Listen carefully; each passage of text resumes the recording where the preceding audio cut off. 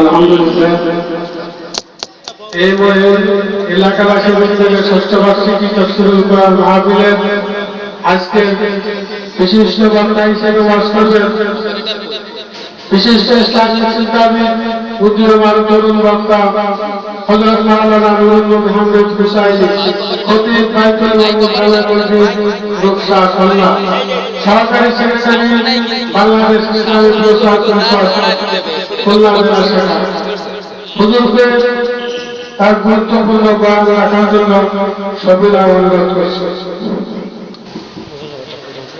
السلام عليكم ورحمة الله وبركاته. إن الحمد لله نحمده ونستعينه ونستغفره ونعوذ بالله من شرور أنفسنا ومن سيئات أعمالنا.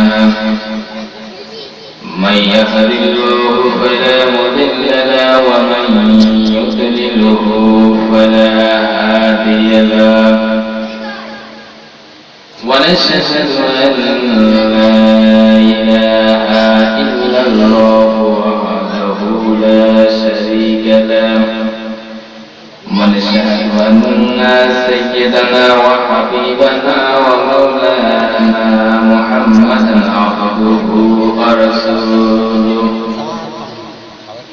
الذي أرسله بالحق بشيرا ونذيرا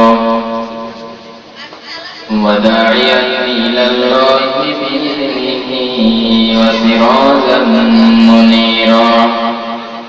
فقد قال الله تعالى في كلامه المجيد وفرقانه الحميد: أعوذ بالله من الشيطان الرجيم. بسم الله الرحمن الرحيم. وما خلقت الجن والإنس إلا ليعبدون. وقال الله تعالى في شان حبيبه: إن الله وملائكته يصلون على النبي يا أيها الذين آمنوا صلوا عليه وسلموا تسليما. اللهم صل على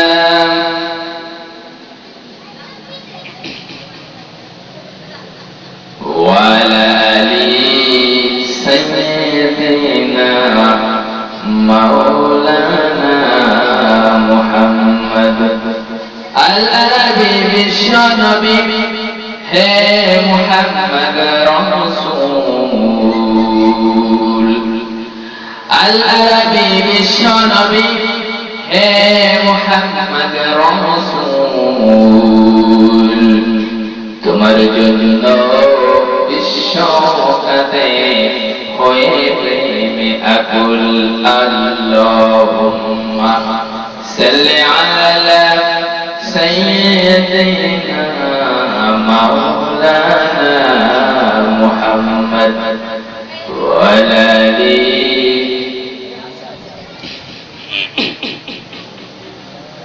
নবীর প্রতি মহব্বত ভালোবাসা আমাদের সবার আছে না নাই? কম আছে না বেশি আছে? বেশি যদি থেকে থাকে তাহলে নবীর প্রেমে মাতোয়ারা হয়ে গলা ছেড়ে দিয়ে আকাশ বাতাস মুখরিত করে সবাই বলুন আল্লাহুম্মা সাল্লি আলা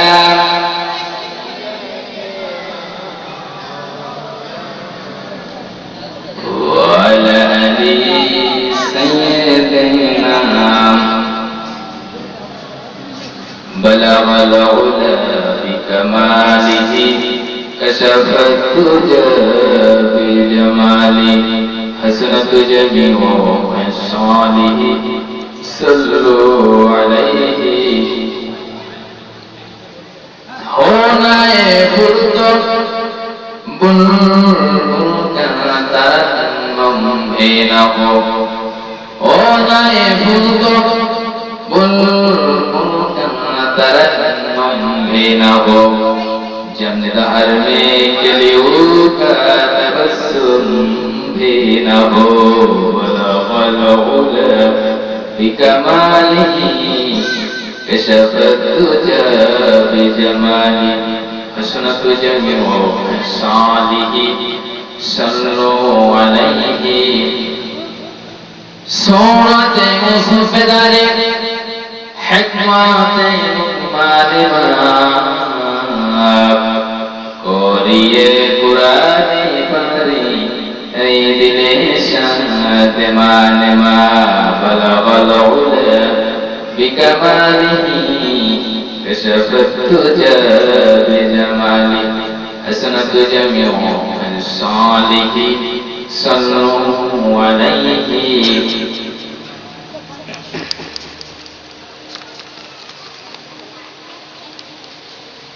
MN এলাকাবাসীর উদ্যোগে আয়োজিত ষষ্ঠ বার্ষিক তাফসীরুল কুরআন মাহফিলে সুযোগ্য সভাপতি অত্র অঞ্চলের বিশিষ্ট আলেম দ্বীন আলেম মাহির হযরত মাওলানা মুফতি আব্দুল আজিজ সাহেব ইমাম মুহাম্মদ খালিশপুর নিউ মার্কেট জামে মসজিদ খালিশপুর খুলনা আজকের মাহফিলের সম্মানিত প্রধান বক্তা বিশিষ্ট ইসলামী চিন্তাবিদ অনালোচিত বক্তা প্রথিতযশা আলেম দ্বীন আলেম মাহির আমার একান্ত কাছের বড় ভাই হাফেজ হযরত মাওলানা ফয়সাল আহমেদ হিলালি সাহেব আতাআল্লাহু আমরাহু ওয়া বারাকাল্লাহু ফিহি আজকের মাহফিলের বিশেষ বক্তা বিশিষ্ট মুফাসসির কুরআন আলহাজ হযরত মাওলানা মুফতি ইমদাদুর রহমান সাহেব মাদ্দাজিলুল আলিয়া ইবাদুর রহমান সাহেব সহ মঞ্চে উপবিষ্ট হযরত উলামায়ে কেরাম খুদালায়ে ইজ্জত প্রশাসনের দায়িত্বে নিয়োজিত কর্মচারী কর্মকর্তা বৃন্দ আমার সামনে উপবিষ্ট কোরআন প্রেমী হাদিস প্রেমী দ্বীনি ভাইরা পর্দার অন্তরালে অবস্থানরত আমার মা এবং বোনেরা সকলের প্রতি আমার আন্তরিক মোবারকবাদ এবং আবার সালাম জানাই আসসালামু আলাইকুম ওয়া রাহমাতুল্লাহি তাআলা ওয়া বারাকাতুহু আমার পরে কি অনেকের রাগ আছে রাগ কিসের হুজুরদের নাম শুনতে তাদের রাগ হয় গায়ে জ্বালা ওঠে তারা তো মাহফিলের ভিতরে থাকে না কোরআনের মাহফিলের ভিতরে যারা আসে তারা তো হুজুরদেরকে ভালোই বাসে আলেমদেরকে ভালোবাসে মহব্বত করে কোরআনকে মহব্বত করে বিধায়িত নাকি কোরআনের মাহফিল আমরা পেয়েছি সকলের নসিবে কি কোরআনের মাহফিল শোনার এই সৌভাগ্য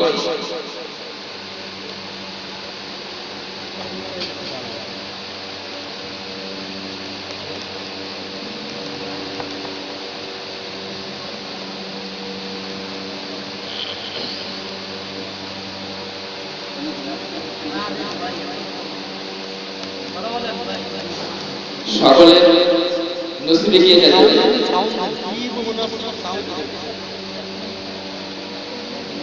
যারা আমরা কোরআনের মাহফিলে আসতে পেরেছি বুঝতে হবে আমরা সবাই সৌভাগ্যবান আল্লাহ রাব্বুল আলামিন আমাদের উপর স্পেশাল রহমত করে স্পেশাল দয়া করে এই কোরআনের মাহফিলে আসার সুযোগ করে দিয়েছে সুতরাং রাগ করলে তো চলবে না আমি আবার সালাম দেব সবাই সালামের জবাব দেবে আসসালামু আলাইকুম ওয়া রাহমাতুল্লাহি তাআলা ওয়া বারাকাতুহু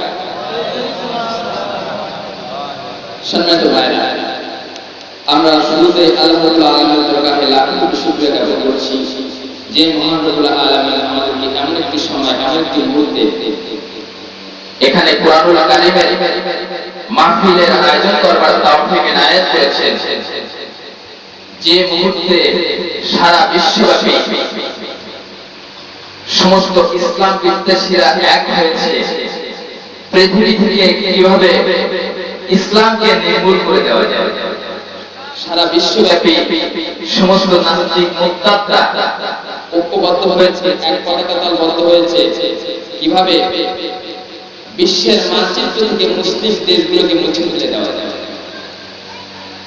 যে মুহূর্তে সারা বিশ্বব্যাপী ইহুদি খ্রিস্টানেরা এক পতাকা তলে এসেছে, যে বিশ্ব থেকে ইসলাম মুসলিম এই সংস্কৃতিগুলিকে একেবারে নিঃশেষ করে দেওয়া যায়, ঠিক তেমনই একটা মুহূর্তে আল্লাহ রাব্বুল আলামিন আমাদের অতি ভালোবেসে মেহেরবানি করে আকাশের নিচে জমিনের উপরে শ্রেষ্ঠ সমাবেশ অর্থাৎ কুরআনুল কারীমের মাহফিলের আয়োজন করতে তৌফিক ইনায়েত করেছেন। এজন্য আমরা রব্বুল ইজ্জাত ওয়াল জালালের দরবারে শুকরিয়া জ্ঞাপন করে সকলে মুখ খুলে বুক খুলে সমস্যারে বলি আলহামদুলিল্লাহ, জোরে বলি আলহামদুলিল্লাহ। অতঃপর লাখো কোটি শুকরিয়া, লাখো কোটি দরুদ ও সালাম জানাই সেই বিশ্ব মানবতার মুক্তির আল্লাহর রাসূলের নবীদের নবী সাইয়্যিদুনা মাওলানা মুহাম্মদ রাসূলুল্লাহ সাল্লাল্লাহু আলাইহি ওয়াসাল্লামের উপর, যাকে আল্লাহ রাব্বুল আলামিন এমন একটা যুগের গঠন করলেন যে যুগে ছিল মতবান কাদা পাদিবা কাল হক তারা আজানি রাসূল রাসূল সারা বেটেন কার পরে কিতাব বিরোধী দুশমনের সুন্দর ভক্ত গোষ্ঠীর ফুস্তি জজ্জাল মুতালুকার কন্যা সন্তানকে জীবন্ত ক্ষমতা কন্যা সন্তান জন্মদানকারী নিকার যুগের বিধে বিধে করতে দান জীবন জীবনের পিঠ থেকে গোষ্ঠী করে পাপন এই সমস্ত সন্তানকে বর্বরতার যুগে অসুন্দরতার যুগে আল্লাহ রাব্বুল আলামিন যাকে বিশ্ববাসীর জন্য মানবতার বন্ধু করুণার সিন্ধু রহমতের বিন্দু বানায় পাঠালেন, সেই নবীর উপর সকলে প্রাণ খুলে বলি সাল্লাল্লাহু আলাইহি ওয়াসাল্লাম। সম্মানিত দিনী ভাইরা, কি হলো মাইকের অবস্থা কি? সম্মানিত উপস্থিতি, আমরা এখানে যারা উপস্থিত আছি, যারা বসে আছি, আমরা সবাই হলাম গোলাম, আমরা সবাই হলাম দাস, আমরা সবাই হলাম বান্দা। অনেক বদরকাদা রয়েছে যে হুজুর আপনি শুরুতেই আমাদেরকে গোলাম বানায় দিলেন, ও না হয় গোলাম, আমি তো হলাম এলাকার একজন কিছু, আমার তারপর দেখে নাই আপনি আমাকে গোলাম বানায় দিলেন। ভাই আমার গোস্ব হওয়ার কোন সুযোগ নাই, রাগ হওয়ার কোন সুযোগ নাই। আমরা রাগ হতাম আমরা যদি পৃথিবীর কোন পাদত্বের গোলাম হতাম, আমরা যদি কোন রাজা বাদশার গোলাম হতাম, কোন নেতা নেত্রীর গোলাম হতাম, কোন মন্ত্রী মিনিস্টারের গোলাম হতাম, কোন আলেম সাহেব মাওলানা সাহেব মুফাসসির সাহেব পীর সাহেবদের গোলাম হতাম, তাহলে আমরা রাগ করতে পারতাম, লজ্জা বোধ করতে পারতাম। এমনকি আমরা রাসূলুল্লাহর গোলাম নই, আমরা রাসূলুল্লাহর উম্মত। আমরা গোলাম কার? এই কথার জবাব দিলেন, রাস্তা জবাব দিলেন। আসলে মুসলমানের সাউন্ড হয়ে গেছে ডাউন, মুসলমানের সেই সাউন্ড আজকে নাই। মুসলমান তাদের অতীত ঐতিহ্যকে হারিয়ে ফেলেছে, অতীত সূর্য বিশ্বকে হারিয়ে ফেলেছে। আজকে সারা বিশ্বে 150 কোটি মুসলমান, কেউ কেউ বলেন 200 কোটি মুসলমান। 200 কোটি লোকের ভিড় এক জায়গায় করলে কি পাহাড় হয়ে যায়, অথচ আজকে 200 কোটি মুসলমানের উপর ইহুদি কাফেররা কাঁঠাল মাথায় ভেঙে খুলে খুলে খাচ্ছে। আজকে মুসলমানের দিকে তারা রক্ত ঢুকে তারা মুসলমানের দিকে দৃষ্টি দিয়েছে, মুসলমানদেরকে আজকে পেশন করে শেষ প্রান্তে পৌঁছে দিয়েছে। এটার কারণ কি? এটার একটাই কারণ, আমরা আমাদের অতীত ঐতিহ্যকে, অতীত সূর্য বিশ্বকে হারিয়ে ফেলেছি। কথা ঠিক কিনা বলে? আজকে যে মুসলমান সঠিকভাবে তার সাউন্ড দিত, তাকবীর ধ্বনিতে সঠিকভাবে দিত, তামাম পৃথিবীর ইহুদি কাফেররা ইসলাম বিদ্বেষীরা ছড়াবার জন্য ইন্দ্রের গর্ত খুঁজে পেত না। ঠিক কিনা বলে? হযরত শাহজালাল আলী ইয়ামানি রাহমাতুল্লাহ আলাইহি ইয়ামেন দেশ থেকে এসেছিলেন, সিলেটে তিনি শুয়ে আছেন। তিনি যখন এদেশে এসেছিলেন তখন এই দেশের রাজা কে ছিলেন বলতে পারবেন? গৌরব। গৌর গোবিন্দের বিরুদ্ধে তিনি কি গ্রেনেড ছুড়ে মেরেছিলেন, পেট্রোল বোমা মেরেছিলেন, তিনি কি শর্টগানের গুলি ছুড়েছিলেন, কি করেছিলেন? তিনি মুসলমানের যে দুটি অর্থ রয়েছে, ইমান সম্মানের পরে পরিণত হয়ে দ্বিতীয় অর্থ হলো তাকবীর, সেই তাকবীর ধ্বনি গৌর গোবিন্দের সামনে যখন আল্লাহু আকবার ধ্বনি দিয়েছিল, গৌর গোবিন্দ তপ্ত তাউজ ভেঙে দেখতে না বুঝ হয়ে গিয়েছিল, ঠিক কিনা বলে? সুতরাং মুসলমানদের আজও সেই তাকবীর ধ্বনিকে দেয়, জালিমের তপ্ত তাউজ ভেঙে নিশ্চিত না বুঝ হয়ে যাবে। সম্মানিত ভাইরা, তো আমরা যে আল্লাহ পাকের গোলাম, এই কথা বলতে তো আর লজ্জা নাই। তাহলে সবাই জোরে সোরে আকাশ বাতাস প্রকম্পিত করে মর্দে মুজাহিদের মতো, মর্দে মুমিনের মতো সমস্ত পৃথিবীর ইহুদি নাসারাদের অন্তরে কুঠারাঘাত করে আকাশ বাতাস প্রকম্পিত করে একটু জোরে আওয়াজ দিয়ে শুনিয়ে দেন, আমরা গোলাম কার, আকাশ কার, বাতাস কার, জমিন কার, আইন চলবে কার? আজকে কিছু বুদ্ধিজীবী সুশীল সমাজের আবির্ভাব হয়েছে আমাদের দেশে, কিছু কোরআনদারের আবির্ভাব হয়েছে আমাদের দেশে। আল্লাহর জমিনে আল্লাহর আইন চলুক, এটা তারা চায় না। আমরা বলতে চাই, আল্লাহর জমিনে আল্লাহর আইন যদি না চাও, জমিন ছেড়ে অন্য কোথাও চলে যাও। এই জমিন আল্লাহর, আইন চলবে আল্লাহর। তোমরা যারা আল্লাহর আইন মানবে না, তোমাদের জায়গায় এই জমিনে নাই, তোমরা জমিন থেকে বেরিয়ে যাও। এর মধ্যে পক্ষে কারা কারা আছেন, সুবহানাল্লাহ, আল্লাহকে দেখা। আল্লাহ কবুল করুন বলে আমি। সম্মানিত ভাইরা, আমরা যে আল্লাহর গোলাম, আমাদের দায়িত্বটা দেখি, গোলামের দায়িত্ব শুধুমাত্র গোলাম বলে বসে থাকলে হবে না। গোলামের দায়িত্ব হচ্ছে গোলামি করা, বান্দার দায়িত্ব হচ্ছে বন্দেগী করা, দাসের দায়িত্ব হচ্ছে দাসত্ব করা। আর আল্লাহ পাক আমাদেরকে অতি ভালোবেসে মহব্বত করে, এই কারণের জন্য আল্লাহ পাক আমাদেরকে সৃষ্টি করেছেন। আমি সেরূপে একটি আয়াত তেলাওয়াত করছি। আমি পবিত্র কোরআনের সূরা আল-জারিয়াতের 56 নম্বর আয়াত তেলাওয়াত করছি। আল্লাহ রাব্বুল আলামিন বলেন, ওয়া মা খালাকাতুল জিন্না ওয়াল ইনসা ইল্লা লিয়াবুদুন। ও পৃথিবীর মানুষ এবং জিনেরা, ও পৃথিবীবাসীরা, তোমরা একমাত্র আমি আল্লাহ আমার ছাড়া কারো ইবাদত করতে পারবে না, কারো দাসত্ব করতে পারবে না, কারো বন্দেগী করতে পারবে না। ও পৃথিবীর মানুষেরা, যদি তোমাদেরকে কারো এই পৃথিবীতে কারো ইবাদত করতে হয়, কারো বন্দেগী করতে হয়, সেটা আমি আল্লাহর ইবাদত করবে, তাই সারা পৃথিবীর কারো সামনে তোমাদের মাথাকে নত করতে পারবে না। আল্লাহ রাব্বুল আলামিন সূরা বাকারার ভিতরে বলতেছেন, সূরা বাকারার 21 নম্বর আয়াতের ভিতরে বলছেন, ইয়া আইয়ুহান নাসু তাকু রাব্বাকুমুল্লাযী খালাকাকুম ওয়াল্লাযীনা মিন ক্বাবলিকুম লাআল্লাকুম তাত্তাকুন। ও মানব মণ্ডলী, তোমরা ইবাদত করো, তোমরা দাসত্ব করো তোমাদের প্রতিপালকের, যিনি তোমাদেরকে সৃষ্টি করেছেন এবং তোমাদের পূর্ববর্তীদেরকেও সৃষ্টি করেছেন। এরকম করে আল্লাহ রাব্বুল আলামিন সূরাতুল মাইদার ভিতরে বলছেন, ওয়া ক্বাদা রাব্বুকা আল্লা তা'বুদু ইল্লা ইয়্যাহু ওয়া বিল ওয়ালিদাইনি ইহসানা। এখানে আল্লাহ তাআলা বললেন, তোমাদের যদি কারোর সামনে মাথা নত করতে হয়, ও বান্দা, তোমার যদি কারোর সামনে গোলামি করতে হয়, কারো গোলামি, কারো বন্দেগী, কারো দাসত্ব যদি করতে হয়, কারোর সামনে মাথা নত যদি করতে হয়, সেটা হলো আমি আল্লাহ আমার সামনে তোমার মাথাকে নত করবে। পৃথিবীর কোনো মানুষের সামনে, পৃথিবীর আর কারো সামনে তোমার মাথাকে নত করতে পারবে না, কারো গোলামি তোমরা করতে পারবে না। আর যদি আমার গোলামি তোমরা করতে পারো, আমার দাসত্ব যদি করতে পারো, তাহলে তোমরা সুপথ প্রাপ্ত হবে। সুবহানাল্লাহ। আমার ভাইরা, কেন আমরা আল্লাহর ইবাদত করব? আল্লাহ হলেন আমাদের রব, আল্লাহ আমাদের কি, আর আমরা হলাম আল্লাহ। আল্লাহ হলেন আমাদের। কেউ যদি আমাদের কাছে প্রশ্ন করে যে আমরা কেন আল্লাহর ইবাদত করব, এই প্রশ্নের একটি উত্তর তিনি হলেন আমাদের রব। এখন রব কারে করে? রব শব্দের অর্থ কেউ বলে সৃষ্টিকর্তা, কেউ বলে পালনকর্তা, কেউ বলে লালনকর্তা, কেউ বলে প্রভু।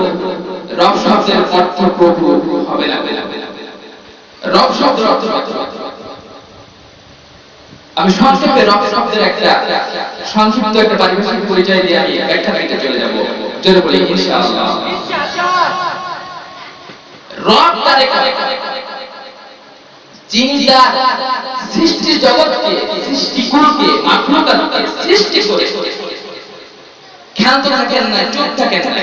এই মাখলুকাত সৃষ্টির পরে মাখলুকাতের যখন যেটা প্রয়োজন তখন সেটা না চাইতে বিনা দরখাস্তে, বিনা আবেদনে যদি গ্রহণ করে, তার নাম সুবহানাল্লাহ। দেখেন খেয়াল করে, আপনার যখন দাঁতের প্রয়োজন ছিল, ছোট ছিলেন আপনি, দাঁত যখন ছিল না, যখন তরল খাবার খেতেন, যখন দাঁতের আপনার প্রয়োজন হলো, আল্লাহর কাছে কি আপনি দরখাস্ত করেছিলেন তাই আল্লাহ আমার এখন দাঁতের প্রয়োজন, তুমি আমাকে দাঁত দাও? আপনার যখন বাকশক্তির প্রয়োজন, আপনি কি আল্লাহর কাছে ফেরেশতাদের মাধ্যমে আবেদনপত্র পাঠিয়েছিলেন, আল্লাহ আমার এখন বাকশক্তির প্রয়োজন, তুমি আমাকে কথা বলার মতো শক্তি দান করো? কিছুই আল্লাহ দরখাস্ত করেন নাই। তিনি আপনাকে আদর করে সৃষ্টি করলেন। এরপর আপনার যখন যেটা প্রয়োজন সেটা না চাইতে তিনি মিটালেন। তিনার নাম আল্লাহ রাব্বুল আলামিন আমাদের কেমন রব, আমাদেরকে দিলেন, আমাদের কি নাজ নিয়ামত দিলেন, কিভাবে আমাদেরকে পৃথিবীতে সৃষ্টি করলেন, কেন আমরা আল্লাহর ইবাদত করব? ওই আল্লাহকে সিজদা না দিয়ে কেমনে পারবেন? ওই আল্লাহর দাসত্ব না করে কেমনে পারবেন? মানুষ কেমনে ওই আল্লাহর দুশমনি করে, ওই আল্লাহর সাথে নাফরমানি কেমনে করে? আমার এটা বুঝে আসে না। আল্লাহ রাব্বুল আলামিন আমাদেরকে কি দিলেন একটু দেখাই, সব তো দেখাতে পারবো না স্বল্প সময়, শুরু থেকে একটু দেখাই। আল্লাহ রাব্বুল আলামিন আপনাকে সৃষ্টি করেছেন, আমাকে সৃষ্টি করেছেন, কিন্তু কি রূপে আল্লাহ পাক সৃষ্টি করলেন একটু খেয়াল করে লক্ষ্য করে। যখন আপনাকে আমাকে আল্লাহ পাক সৃষ্টি করার জন্য নির্দেশ করলেন, স্থির করলেন, তখন আপনার কোনো দেহ অবয়ব ছিল না, আমার কোনো দেহ অবয়ব ছিল না, আপনার কোনো আকৃতি ছিল না, আমার কোনো আকৃতি ছিল না। বিনা আকৃতি, বিনা অস্তিত্ব থেকে আল্লাহ রাব্বুল আলামিন এরকম একটা সুন্দর দেহ দিয়ে এত সৌন্দর্য দান করে, এরকম নাজ নিয়ামতের প্রতিপত্তি দিয়ে বলে দিলেন সুবহানাল্লাহ। আল্লাহ রাব্বুল আলামিন বলেন, হাল আতা আলাল ইনসানি হিনুম মিনাদ দাহরি লাম ইয়াকুন শাইআন মাযকুরা। ও মানুষ, তোমার কি এমন একটি সময় ছিল না যখন উল্লেখযোগ্য বস্তু কিছুই ছিল না, তোমার কোনো অস্তিত্ব ছিল না, তোমার আকৃতি ছিল না, বিনা আকৃতি, বিনা অস্তিত্ব থেকে দেখো মানুষ, তোমাকে আমি কত সুন্দর একটা দেহ দিয়ে তোমাকে আমি আল্লাহ সৃষ্টি করলাম। সুবহানাল্লাহ। আপনি ছিলেন বিভিন্ন খাদ্য সামগ্রীর ভিতরে, আমি ছিলাম বিভিন্ন খাদ্য সামগ্রীর ভিতরে ছড়ানো ছিটকানো।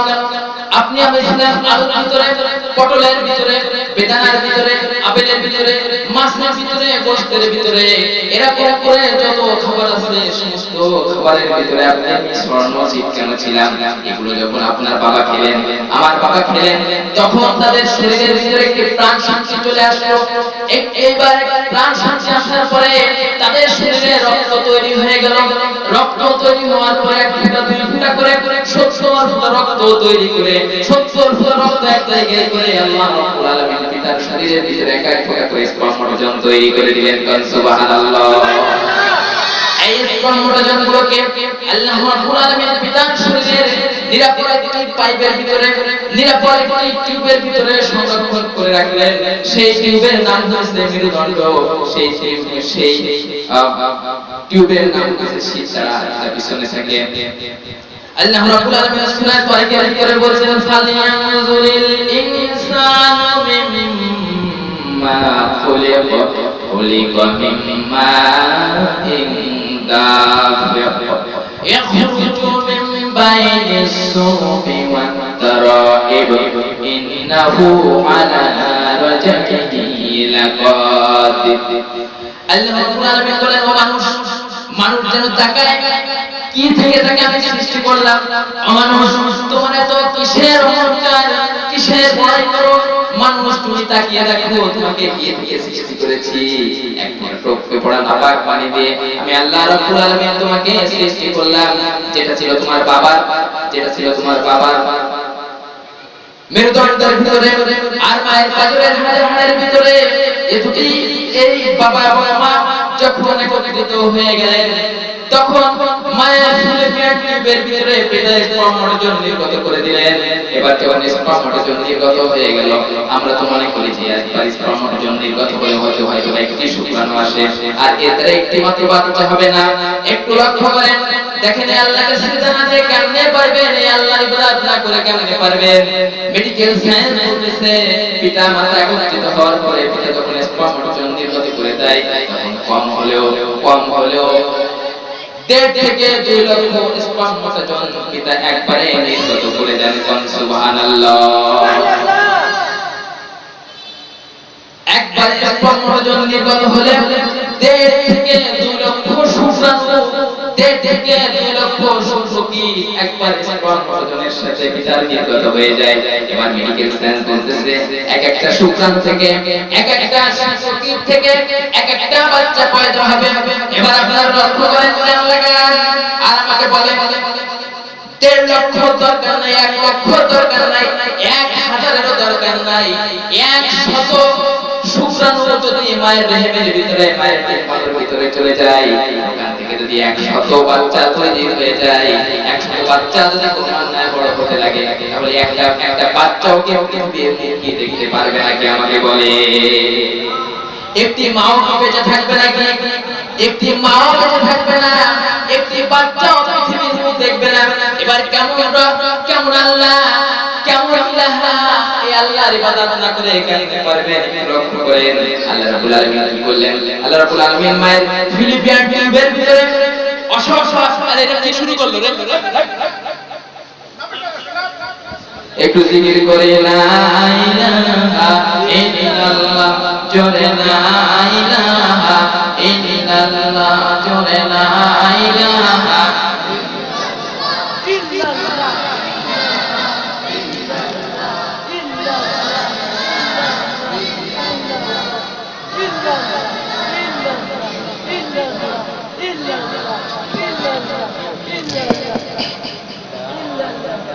لا إله إلا الله محمد رسول الله صلى الله عليه وسلم।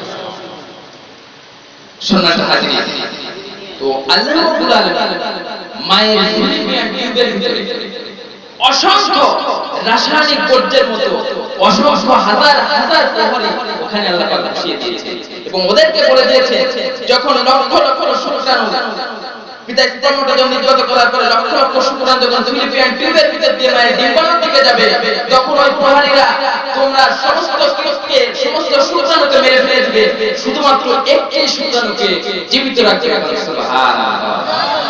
কারণ সমস্ত শুক্রাণু যদি মায়ের ডিম্বাণুর ভিতরে চলে যায়, একটি বাচ্চাও বেঁচে থাকবে না, একটি মাও বেঁচে থাকবে না।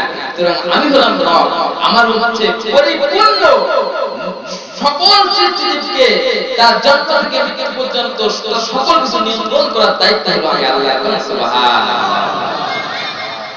আমার ভাইরা, এবার মায়ের ফিলিপিয়ান টিউবের ভিতর দিয়ে যখন শুক্রাণুগুলো রওনা দিয়ে ডিম্বাণুর দিকে রওনা দিল, তখন প্রহরীরা সমস্ত শুক্রাণুগুলোকে মেরে ফেলে দিতে লাগলো। আল্লাহ রাব্বুল আলামিন নাম থেকে বলে দিলেন, খবরদার সকল শুক্রাণুগুলোকে মেরে ফেলে দিবা, কিন্তু অমুক শুক্রাণু নামে, অমুক নামে একটা শুক্রাণু আছে, খবরদার ওই শুক্রাণুকে মারবা না, কারণ ওই শুক্রাণুকে আমি মনোনয়ন দিয়ে দিয়েছি, আমি ওই শুক্রাণুকে নমিনেশন দিয়ে দিয়েছি, আমার কাছ থেকে নমিনেশন পেয়ে গেলে খবরদার প্রহরীরা ওকে মারবা না, ও দুনিয়ায় যাবে, ওকে পৃথিবীতে পাঠানোর জন্য আমি আল্লাহকে মনোনয়ন দিয়ে দিয়েছি। সুতরাং খবরদার ওকে যেন তোমরা টাচ না করো, ওকে যেন তোমরা না মারো। আমার ভাইরা, ওই একটি শুক্রাণু হচ্ছেন আপনি, ওই একটি শুক্রাণু হলাম আমি। আপনার আমার সাথে যত শুক্রাণু ছিল সব ছিল আপনার ভাই, আমার ভাই, আপনার বোন, আমার বোন।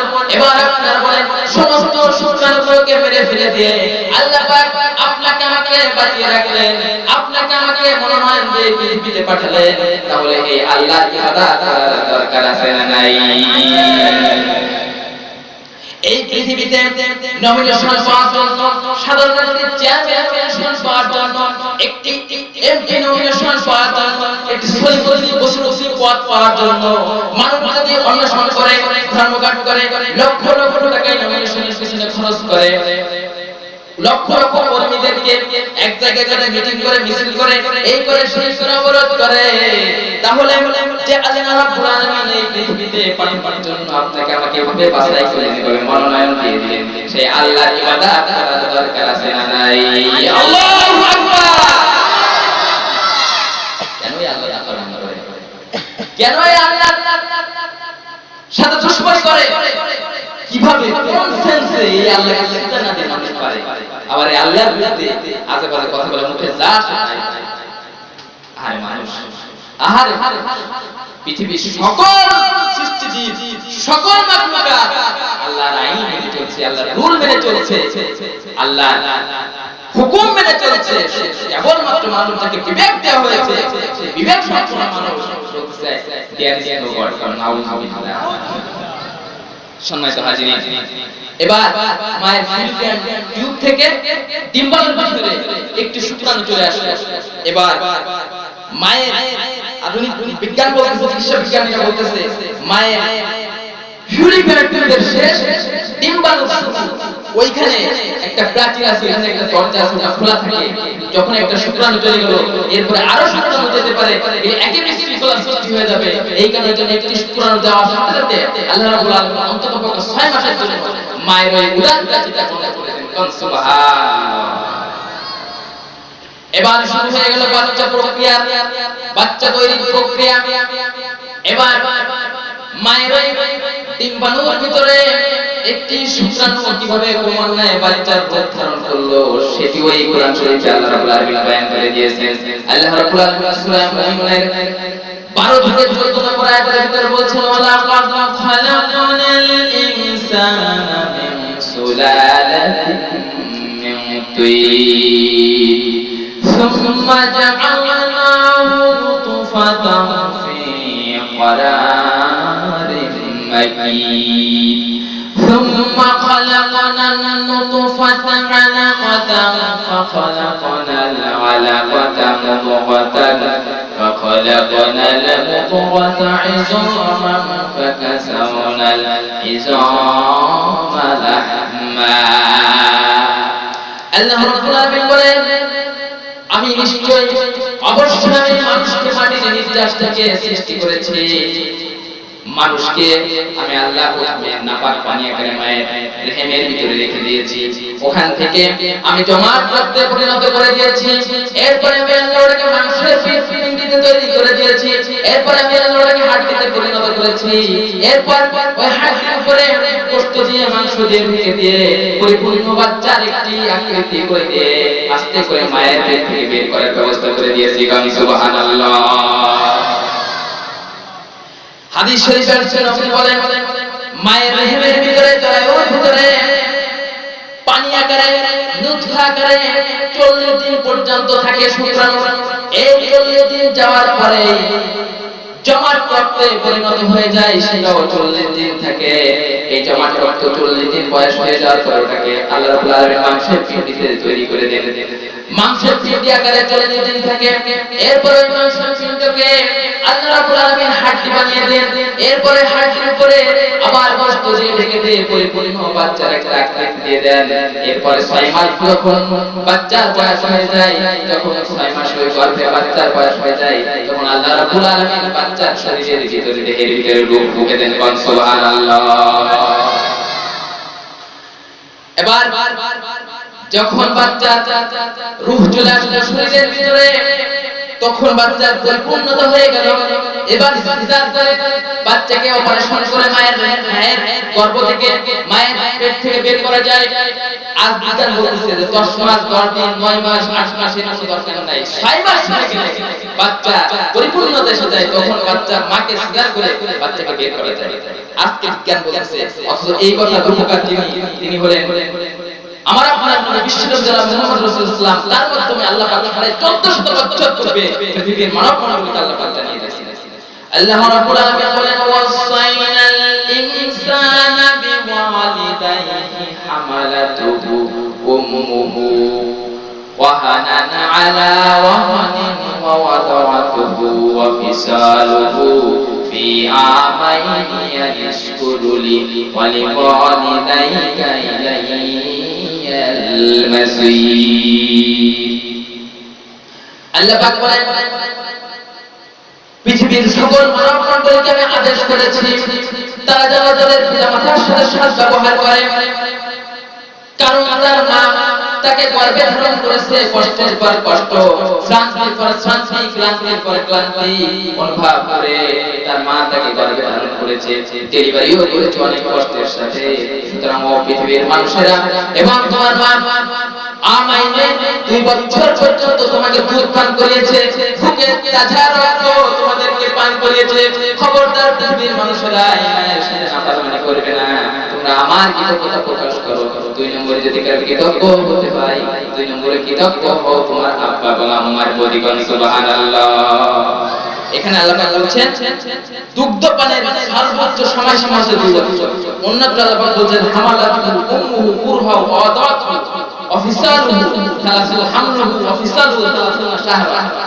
গর্ভে ধারণ এবং দুধ পানের সময়সীমা হচ্ছে 30 মাস। কয় মাস? একটু কথা বলেন, কয় মাস? 30 মাস। এখন আল্লাহ পাক এখানে বলছেন যে গর্ভে ধারণ এবং দুধ পানের সময়সীমা 30 মাস, আর ওইখানে বলছেন দুধ পানের সর্বোচ্চ সময়সীমা হচ্ছে 2 বছর। তাহলে 2 বছর 24 মাস। 30 মাস থেকে 24 মাস চলে গেলে থাকে কত? 6 মাস। তাহলে গর্ভে ধারণের বয়স হচ্ছে 6 মাস। আল্লাহ পাক বলে দিলেন 1450 বছর চলছে। আজ বিজ্ঞানের মূল উৎস হচ্ছে কোরআন।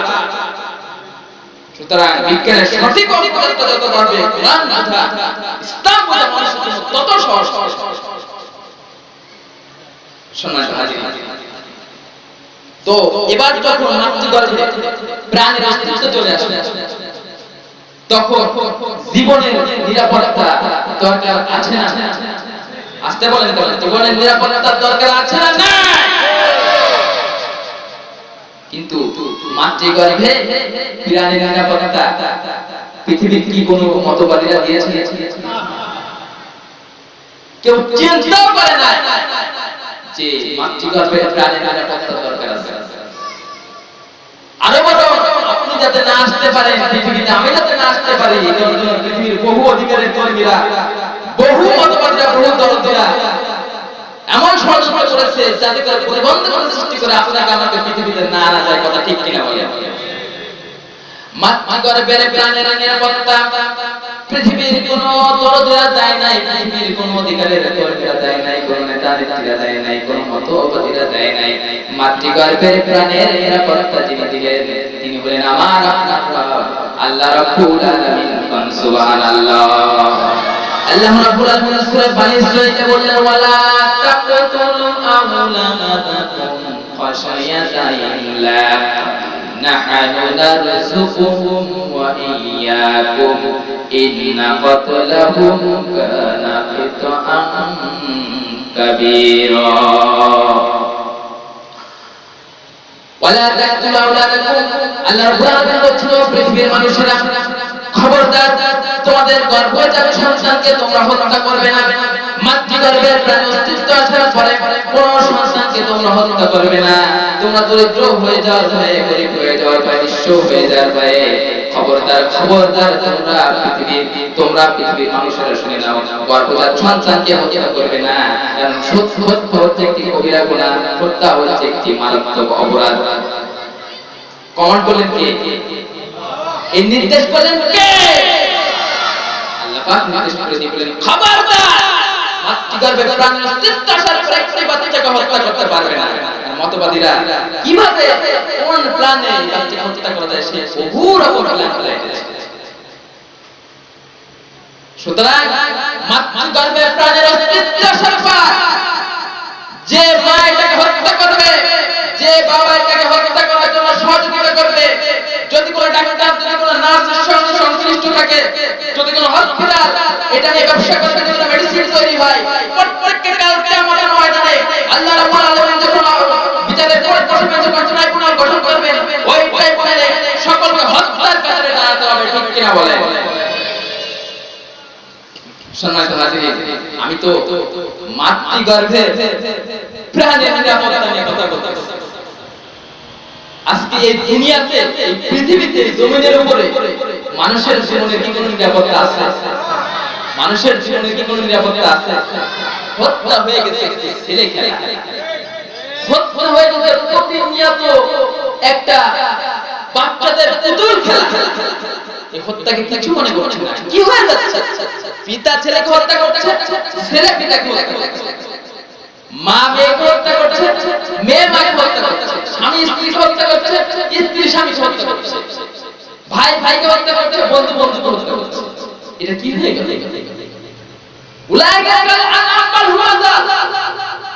এরা চতুর্থ জামারের চাইতে খারাপ। আর এই হত্যা বন্ধ হবে কেন? যুব সমাজকে যেভাবে উস্কানি দেওয়া হচ্ছে, ওই যে ঐশী, ঢাকার ঐশী নামের মেয়েটি তার বাপ মাকে হত্যা করলো, কেন হত্যা করলো? মাদকাসক্ত হয়ে তার সেন্স হারিয়ে ফেলেছে, সে ইয়াবা খাবে, মদ খাবে, বাবার কাছে টাকা চেয়েছে, মার কাছে টাকা চেয়েছে, দেয় নাই, একটা টাইম চেতনানাশক ওষুধ খায়, একটা টাইম তরকারি কাটা বটি দিয়ে দুইজন হত্যা করতে। সুতরাং ঐশীকে বিশেষ দণ্ড দেওয়া হয়েছে, আমরা খুশি। কিন্তু আমরা বলতে চাই, এই ঐশী নামক মেয়েটিকে যারা খারাপ করেছে, এই পথে যারা নিয়েছে, সেই সমস্ত ইয়াবা ব্যবসায়ী, মদ ব্যবসায়ীদেরকে ধরে এদেরকে ফাঁসির কাছে যেন ঠিক কিনা বলে। আর যুব সমাজকে কিভাবে উস্কানি দেওয়া হচ্ছে? সিলেটে ওই যে খাদিজাকে বলে বদরুল নামের একটা ছেলে, কুমিল্লায় ঘটনা ঘটে গেল, এটা তো প্রতিনিয়ত ঘটছে। আমি বলি এই কুপাকুপি হত্যা বন্ধ হবে না, কারণ যুবক ছেলেদের সামনে গান বাজানো হয়, গান গাওয়া হয়, কে জানছো এই গান যদি যুবকদের সামনে গাওয়া হয়, তাদের অবস্থা হবে উন্মাদনা সৃষ্টি হবে। গান গাওয়া গান কোন খারাপ জিনিস না, কিন্তু সেই গানের ভাষা যদি এরকম হয়, এমন গান আমার দেশের সন্তানেরা গায়, এমন গান আমার দেশের সন্তানেরা শুনে, যে গান গাওয়াতে হবে তার মনে যদি পড়ে, তাও মানতা গান গায়। বহুত প্যার করতে हैं तुमको सनम, कजब चेहरे लो खुदा के कसम, बहुत प्यार करते हैं तुमको सनम। এই গানের অর্থ কি জানেন? হে মূর্তি, আমি তোমাকে বহুত ভালোবাসি, বেশি ভালোবাসি। যদি তোমার বিশ্বাস না হয়, খোদার কসম করে বলে আমি তোমাকে ভালোবাসি। নাউজুবিল্লাহ কইলেন না? এই কথা বললে কি তার ঈমান থাকবে? জোরে বলেন, কেউ যদি শুনে তার ঈমান থাকবে? মুসলমানের সন্তানেরা এই গান শুনে, এই গান গায়, আর সে চিন্তা অথচ এই গানের আরেকটি গান আছে, একজন গণী লেখক গানটি গেয়েছে, এই গান শুনতে জানে না। যে ফুল যুগ যুগান্তরে খুশবু ছড়াই, যে ফুল যুগ যুগান্তরে খুশবু ছড়াই, এঁকেছি সে ফুল মোরা মনের কাবাই, যে ফুল যুগ যুগান্তরে খুশবু ছড়াই। আলহামদুলিল্লাহ গান, এই সমস্ত গান গাওয়া হয়। সম্মানিত ভাইরা, তো আমরা মাতৃগর্ভে ছিলাম, সেখানে মাতৃগর্ভের জীবনের নিরাপত্তা পেয়ে গেলাম। জীবন যখন এসে গেল, জীবন নিরাপত্তা পেয়ে গেলাম, এবার খাবারের দরকার আছে না? পিছনে যারা কথা বললেন না, তাদের মনে দরকার হয়নি। খাবারের দরকার আছে না? না, খাবার মাতৃগর্ভে কেন? এই কাঠের ভিতর যে পোকাটা আছে, সেটারও খাবারের ব্যবস্থা করে দিয়েছেন কে? সমস্ত জায়গায় মামিন দাব্বাতিন ফিল আরদি ইল্লা আলাল্লাহি শিক্ষা, আমি পৃথিবীর ভিতরে এমন কোন প্রাণী সৃষ্টি করি নাই যার রিজিকের ব্যবস্থা আমি আল্লাহ করি। সুতরাং মাতৃগর্ভে খাবারের ব্যবস্থা কে করেছে? আল্লাহ পাক কিভাবে বলেন? মাতৃগর্ভে যে খাবারের প্রয়োজন এটা পৃথিবীর কেউ কি চিন্তা করেছে? এমন কি বাবা মাও চিন্তা করেন, বাবা মাও সে খাবার জোগায় না। চিন্তা করে দেখেছেন? মাতৃগর্ভের জীবনের নিরাপত্তা আশা করে মাতৃগর্ভের যে খাবারের নিরাপত্তার দরকার, খাবারের প্রয়োজন, এটা পৃথিবীর কোন রাজা বাদশারা চিন্তা করে নাই, কোন নেতা নেত্রীরা সেই খাবারের যোগায় নাই, এমনকি আব্বা মাও সেই খাবারের যোগায় নাই। মাতৃগর্ভে খাবারের নিরাপত্তা যিনি দিলেন তিনি হচ্ছেন রব। তিনি কিভাবে খাবারের নিরাপত্তা দিলেন একটু লক্ষ্য করেন। আল্লাহ রাব্বুল আলামিন যখন বাচ্চার প্রাণের অবস্থা চলে আসলো, যখন বাচ্চার খাবারের প্রয়োজন হয়ে গেল, আল্লাহ রাব্বুল আলামিন মায়ের মাসের ভিতরে বিশেষ পিরিয়ডটাকে বন্ধ করে দিলেন। পিরিয়ডটা বন্ধ করে দিয়ে মায়ের নাভির সাথে সন্তানের নাভির সাথে একটি তার জোড়ায় দিলেন, একটি পাইপ জোড়ায় দিলেন, দিয়ে আল্লাহ রাব্বুল আলামিন বাচ্চার যত খাবার এবং পানীয়ের প্রয়োজন সমস্ত খাবার এবং পানীয়ের ব্যবস্থা আল্লাহ রাব্বুল আলামিন তার মায়ের মাধ্যমে স্যালাইনের নলের মতো দিয়ে তার মাধ্যমে করে দিলেন। সুবহানাল্লাহ। আপনি বলতে পারেন মানুষ খায় তো মুখ দিয়ে, নলটা তো মুখের সাথে দিতে পারতো, নাভির সাথে কেন দিল? কারণ হলো ভাই ওই খাবারটা হলো না পাক, ওই পানিটা হলো না পাক। আল্লাহ রাব্বুল আলামিন জান্নাত ও বললাম ও বান্দা তোমার এই পবিত্র মুখ মাতৃগর্ভে পর্যন্ত পবিত্র হোক, এটা আমি আল্লাহ রাব্বুল আলামিন বরদাস্ত করতে পারবো না। তোমার মায়ের নাভির সাথে তোমার নাভিকে মিলিয়ে দিয়ে খাবারের ব্যবস্থা করলাম, আর তোমার মুখকে আমি পবিত্র রেখে দিলাম, যাতে করে দুনিয়াতে এসে ওই মুখে আমার পবিত্রতা ঘোষণা করতে পারো, ওই মুখে আমার জিকির করতে পারো, ওই মুখে আমার হত্য ঘোষণা করতে পারো, ওই মুখে আমার কোরআন তেলাওয়াত করতে পারো, ওই মুখে হালাল খাবার খেতে পারো। সুবহানাল্লাহ।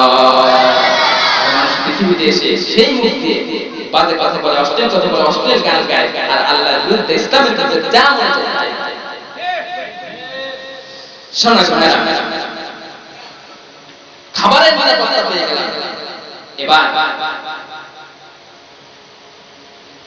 মাতৃগর্ভে আল্লাহ রাব্বুল আলামিন এমন একটি জায়গায় রাখলেন যে জায়গায় কোনো জান কোনো রোগ জীবাণু প্রবেশ করতে পারবে না। একটা intensive care unit CCU ICU আল্লাহ দিয়েছে। এই পৃথিবীর আইসিইউতে মানুষ যায় জীবনের শেষ রক্ষা করার জন্য, কিন্তু সেটাও ভেজাল হয়ে গেছে। দেখেন না আপনাদের এই খুলনাতে এক ক্লিনিকে মাঝে ধরা খেলা আইসিইউ ভেজাল, এখানে এমন অবস্থা করে রাখে সময় নেই বলবো তো সেটাও ভেজাল, শেষ রক্ষা করতে যায়, অথচ সেটা মানুষের জন্য মরণনাশক একটা অবস্থা হয়ে গেছে। কিন্তু আল্লাহ রাব্বুল আলামিন যে আইসিইউ দিতে হচ্ছে সিসিইউ দিতে রাখলেন, কোনো ভেজাল নাই, বিন্দু মাত্র জান সেখানে প্রবেশ করতে পারবে না। চিৎকার দিয়ে সুবহানাল্লাহ। কিন্তু জান রোগ প্রবেশ করবে না, কিন্তু অ্যাক্সিডেন্ট হওয়ার ভয় আছে। যেমন মা পড়ে গেল, মায়ের পেটে আঘাত কোনোভাবে চাপ তাহলে আপনার কচি হাড়, কচি দেহ, কচি অঙ্গ প্রত্যঙ্গ ভেঙে যেতে পারে, মস্কে যেতে পারে, পড়ে যেতে পারে। এইটা এখানে কোনো অর্থনৈতিক ডাক্তার পাবেন না, এটা ঠিক করে দেবেন কে? এটা সেরে দেবেন কে? কিভাবে এইটাকে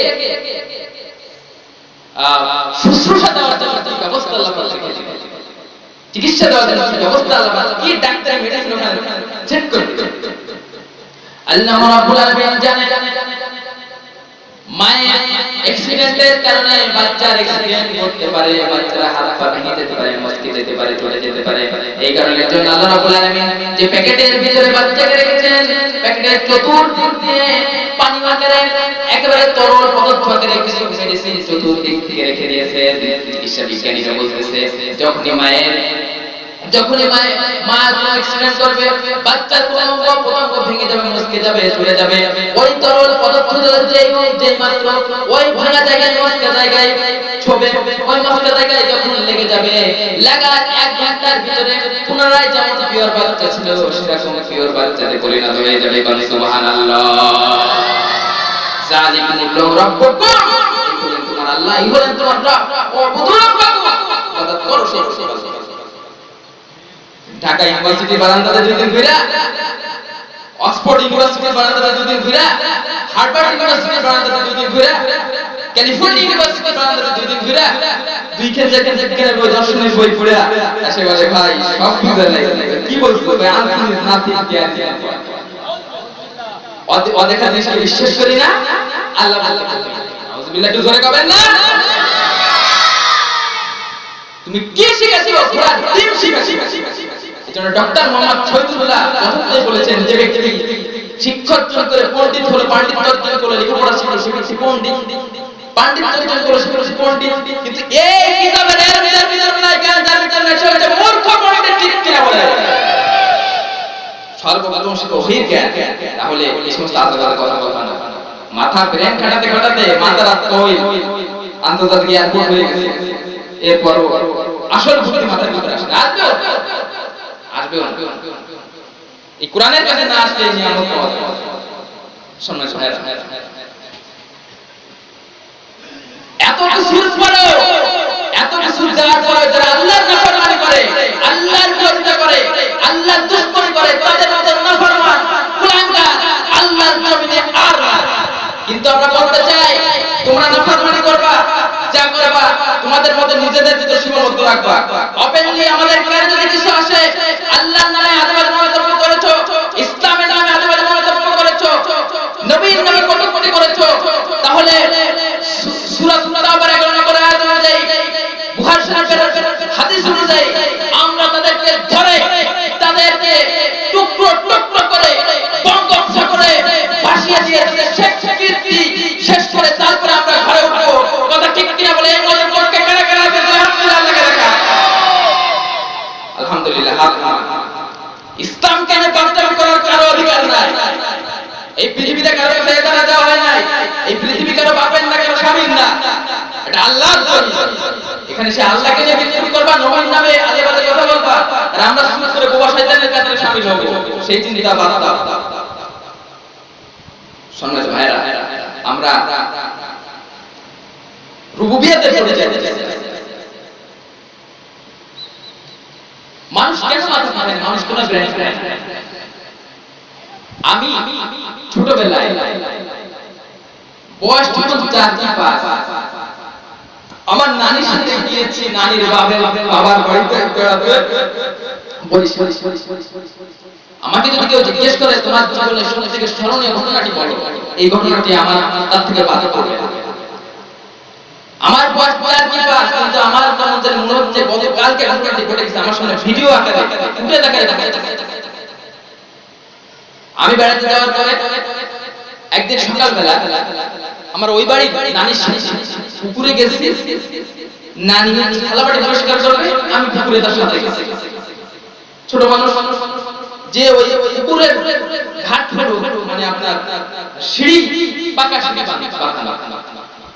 এই সিঁড়ি ওখানে জোয়ার ভাটার পানি সিঁড়ির উপরে ওই যে কি পড়ে শ্যাওলা নাকি পড়ে শ্যাওলা পড়ে ধরে গেছে পিছলা হয়ে গেছে এত পিছলা যে পা দিলে তো ওই নানি কাজ করতে এক সাইডে করে আমি আমার মিশন চালিয়ে যাচ্ছে আমি একবার সিঁড়ি পিছলা পা পিছলা করে এবারে এই পাশে করতে খুব আনন্দ লাগলো নানির কাজ শেষ কিন্তু আমার কাজ শেষ হয়নি নানি আমাকে বললো যে আসুন আমি বললাম আপনি জানেন আসতে আমি আমার ডিমান্ড করতে করতে আমার পা হঠাৎ করে সরে এরকম চিত হয়ে আমি নিচের দিকে চলে গেলাম কয়েকটা সিঁড়ি পার হয়ে যাওয়ার পরে কিভাবে যেন ভূত হয়ে গেল হওয়ার পরে আমার হাত একটা সিঁড়িতে বাঁধা দিলাম সেইখান থেকে পানির ঢেউ অথই পানি আবার ওই সিঁড়ি হলো পিছলা হাত সরে এভাবে করে সব সিঁড়ি থেকে একটু জিকির করে লা ইলাহা ইল্লাল্লাহ জোরে লা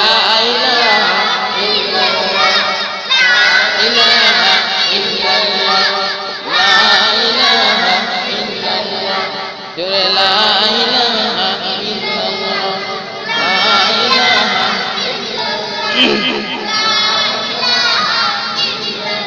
মাইকে তো আওয়াজ দিয়ে থাকে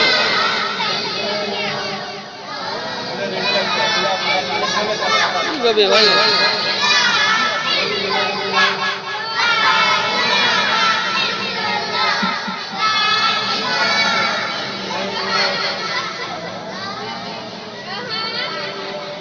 জোরে লা ইলাহা ইল্লাল্লাহ জোরে লা ইলাহা ইল্লাল্লাহ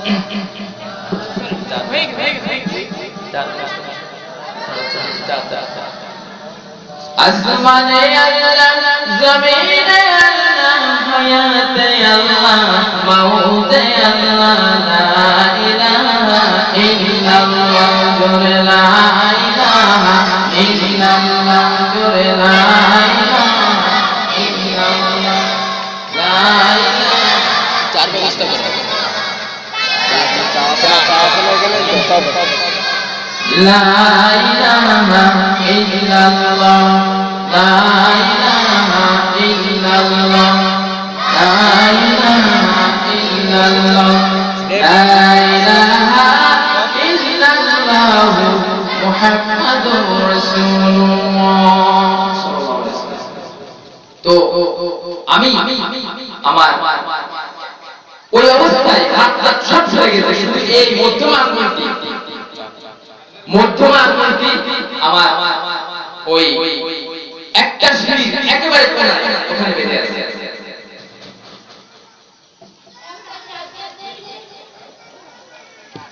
একেবারে সিঁড়ির কোনায় যে মধ্যমা আঙ্গুলটি বেঁধে আছে, বলেন সব সরে গেল, একটি আঙ্গুল ওইভাবে বেঁধে থাকলো। আমার কাছে যেন মনে হচ্ছিল কে যেন সুপার গুলো আটা দিয়ে আমার ওই আঙ্গুলটি লাগিয়ে দিয়েছে, এবং আমার মুখ কোনোভাবে একটু পানির উপরে বসে আছে, জাগনো আছে। একটি আঙ্গুল ওরকম স্লিপার, ওরকম আপনার সিঁড়ি, সেখানে এক কোণায় তোমার আঙ্গুলটি বেঁধে আছে। আমি চিৎকার করেছি নানি নানি বলে, শেষ পর্যন্ত একজন শুনতে পেল। অনেক পরে কমপক্ষে 10 থেকে 15 মিনিট আমি ওখানে ওরকম অবস্থায় পড়ে আছে এবং জোরে জোরে চিৎকার করতেছে। শেষ পর্যন্ত একজন শুনতে পেয়ে সবাই দৌড়ে আসলো, এসে আমার মামাকে উঠানোর পরে আমার নানি কিছু উত্তর মাধ্যম তোমাকে দিল। দেওয়ার পরে সবাই বলতেছে যে আজকে কি অবস্থা হতো, আজকে তো শেষ হয়ে যাবে, আজকে তো মারাই যায়, আজকে কোন অবস্থা হতো, বাবা মা কেউ সাথে আসে না, কি হতো, কি অবস্থা হতো এরকম। একটু জিকির করেন, লা ইলাহা ইল্লাল্লাহ, লা ইলাহা ইল্লাল্লাহ।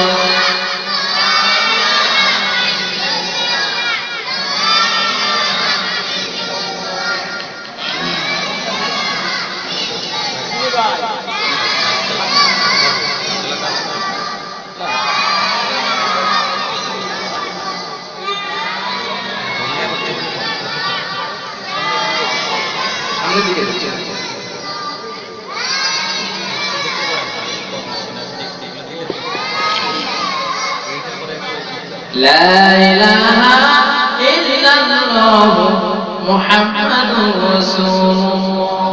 এখন সবার একটাই কথা, সেটা হচ্ছে যে ও তো আজকে মারা যেত, ও তো আজকে শেষ হয়ে যেত, তাহলে কি হবে? আমার ভাইয়েরা সবাই চিন্তা করে আমার মরণের কথা, কিন্তু আমার ছোট্ট মানটি চিন্তা করে আমার বাবার কথা। কোন রব, কেমন রব, কি রব, যেখানে আমার বাঁচানোর কেউ ছিল না, ছোট্ট মানুষ সাঁতারও জানি না, আমার অথই পানি পানিয়ে কিভাবে পরিত্রাণ পেতে হয় তাও আমার জানা নাই। কিন্তু অত সময় ধরে, অতটা টাইম ধরে কে আমাকে পানি করে ভাসিয়ে রাখিল, একটু বলে